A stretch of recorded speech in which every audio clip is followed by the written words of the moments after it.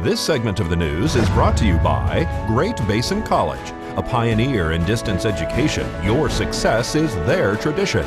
Now offering over 25 degree and certificate programs in Pahrump and online. Welcome back. The VFW Post on Homestead Road has a celebrity chef cooking for them. And there's a fundraising dinner being held tomorrow night that you won't want to miss. We're having a benefit to support our new incoming department president. We're going to be having a dinner. The dinner will be we're hoping to start it at 4:30 because it's going to be a lot of people. So we want to start it at 4:30 to 7, and we're also going to have a cakewalk, and to raise money for to sponsor her for her next year being in office.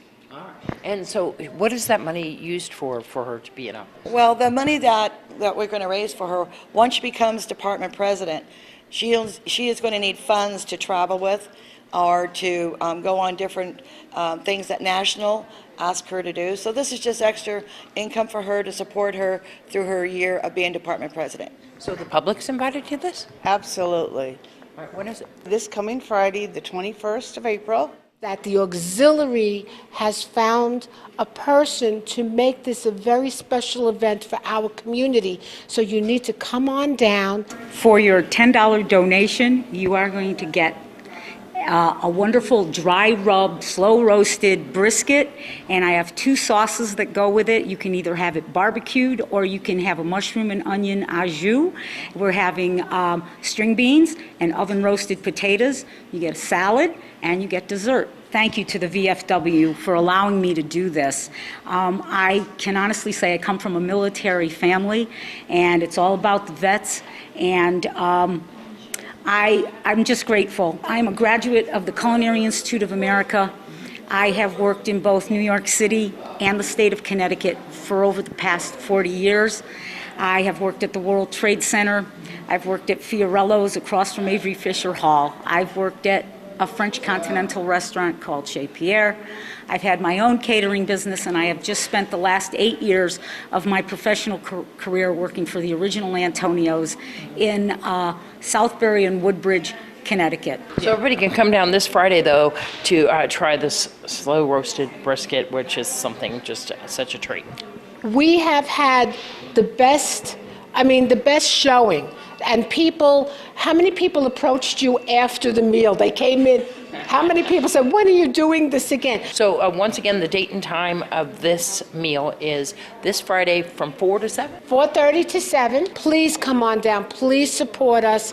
We want to serve our community with a delicious meal, and in turn, we hope to raise the money required for this wonderful lady who's giving her time and effort to benefit the auxiliaries and our veterans. Well, after 5 weeks on the run, a Tennessee teacher who kidnapped and fled with his 15-year-old student has been arrested in California. The student, Elizabeth Thomas, was found safe in a commune in Cecilville near the Oregon border. 50-year-old Tad Cummins fled with Elizabeth from their small town of Coloca, Tennessee on March 13th. They disappeared a few weeks after a student reported seeing Cummins and Elizabeth kissing in a classroom. Cummins faces charges of sexual contact with a minor and aggravated kidnapping. And now let's find out what's happening in entertainment this week with Alicia Cook. In your entertainment news this week, Bill O'Reilly's 21-year career at Fox News has come to a sudden end. The O'Reilly Factor has been canceled amid a cloud of harassment allegations against the conservative broadcaster.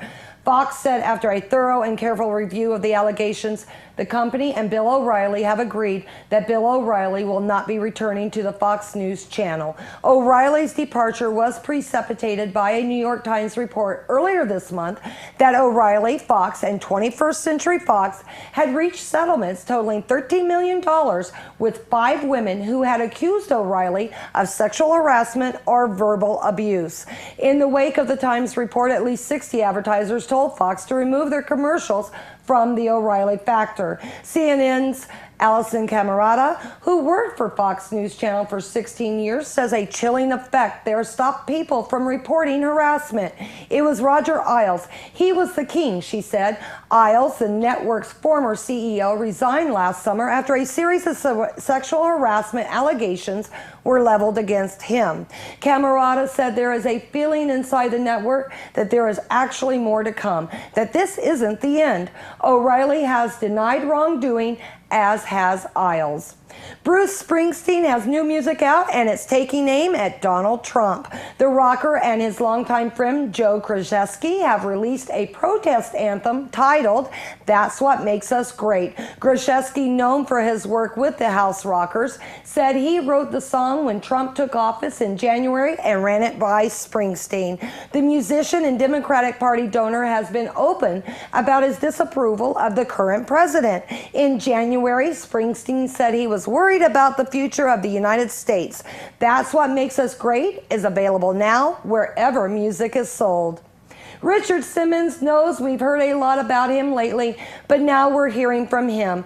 The former fitness guru posted a message on his Facebook page Wednesday morning, assuring followers he's doing fine after being hospitalized this week for gastrointestinal issues. He told fans he's not missing, he's just a little under the weather. "I'm sure I will be feeling good and back home in a couple of days," Simmons said. Simmons' health and well-being has sparked speculation since he retreated from the spotlight in 2014. Last month, Los Angeles police paid a visit to Simmons' home to investigate an allegation that he was being held against his will. Authorities found nothing suspicious and said Simmons was fine. This has been your entertainment this week. I'm Alicia Cook for News 46.